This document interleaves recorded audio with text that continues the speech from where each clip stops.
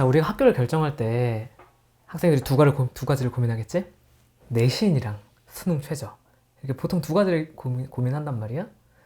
수능 최저는 당연히 고민해야 될 요소야. 최저 못 맞추면 어차피 시험 보러 못 가니까. 하지만 내신은 과연 우리가 고민을 해서 적용해야 할 요소인가 라고 생각을 해보자. 자, 쭉 봐. 1번부터 4번까지 다 써져 있는 거 다 봐봐. 내신이 과연 그렇게 중요한 요소인가? 큰 의미 없어. 봐봐. 어쨌든 5등급 대만 돼도 모든 학교가 크게 불리하지 않는 거잖아. 그러니까 이게 사실은 각 대학에서 현재 우리나라 고등학교 몇 개야? 1600개 정도 있어. 1600개 고등학교 가운데 특목고가 한 150개 있단 말이야. 근데 아무래도 그 150개 학교에 유능한 인재들이 좀 몰려있는 경향이 있잖아. 근데 대학에서는 뽑고 싶은 게 뭐야? 그런 인재를 뽑고 싶다고. 그래서 내신에서 유불리를 거의 없애는 거야. 그러니까 특목고 아이들이 내신 따기 어려운 건 사실이잖아. 공부를 열심히 하고 있는 어떤 특정 지역의 고등학교가 내신을 따기 어려운 건 사실이잖아. 그러니까 대학 입장에서는 대학의 네임밸류를 높이기 위해서 유능한 인재를 선발하고 싶기 때문에 내신은 유불리를 없애놨다고? 굳이 따지면 한 내가 6등급이야. 그럼 고민을 몇 개는 해야겠지. 굳이 따져서 7등급이야. 몇 개 학교를 고민은 해야 될 거야. 하지만 내신으로 고민하는 것이 중요하지는 않다. 이렇게 생각해줘. 너희들의 학력 수준을 논술의 형태로 평가하고 있을 뿐이야. 내가 진짜로 그냥 내신 상관없이 학교 쓰고 싶으면 이렇게 쓰면 되잖아. 6개 학교 쓰면 되는데 그렇게는 안 되겠지. 봐봐.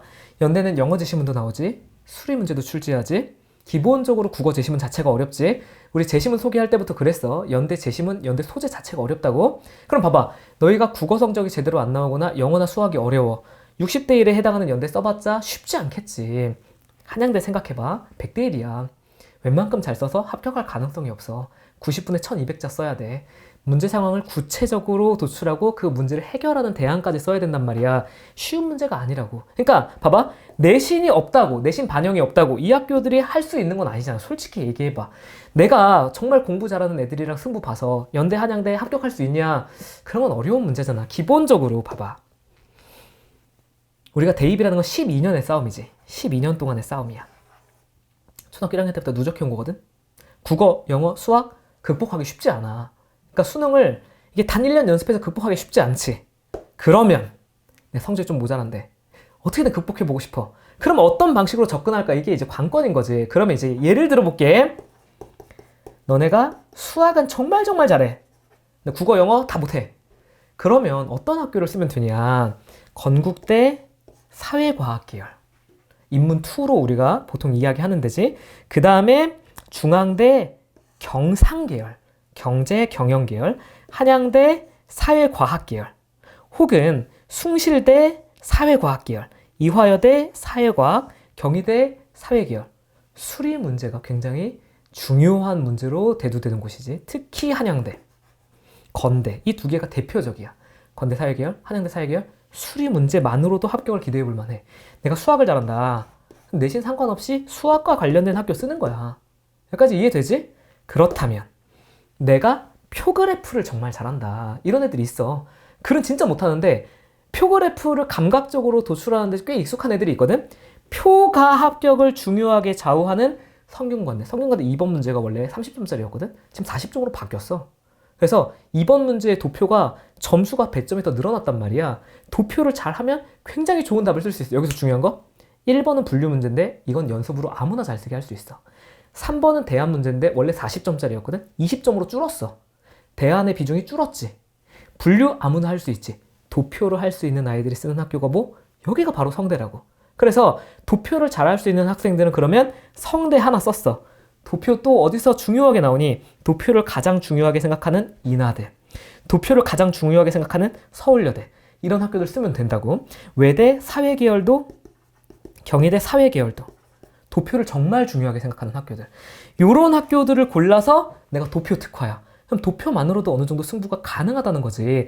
이런 방식으로 전략을 짜줘야 돼. 예를 들면 내가 문학을 잘할 수도 있잖아. 내가 문학 작품의 이해도가 높을 수가 있어. 어렸을 때부터 문학을 조금 읽어왔어. 문학이 제일 중요한 건대 인문계열. 건대 인문계열 2번 문제. 중앙대. 그리고 연대도 문학이 중요한 문제 가운데 하나긴 한데 경희대 인문계열. 이런 학교들이 이제 문학 특화, 경기대까지 포함해서 문학특화에 해당돼. 그럼 내가 문학을 잘 쓰는 아이들은 이런 학교군에서 내가 문학을 고르면 되겠다. 이렇게 되는 거야. 내신으로 핑계대면 안 돼. 내신으로 핑계대고 내가 수능 최저 못 맞춘다고 수능 시험 맞출 수 있는 거 골라 쓰는 거 아니야. 2합 4 골라 쓰고 막 2합 6 골라 쓰고 그런 식으로 짜는 게 아니야. 기본적으로 내가 비교와 분류를 잘할 수 있는 학생인가? 내가 비판과 대조를 잘할 수 있는 학생인가? 내가 표그래프를 할 수 있는 학생인가? 내가 수리 문제를 풀 수 있는 학생인가? 내가 문학을 할 수 있는 문제인가?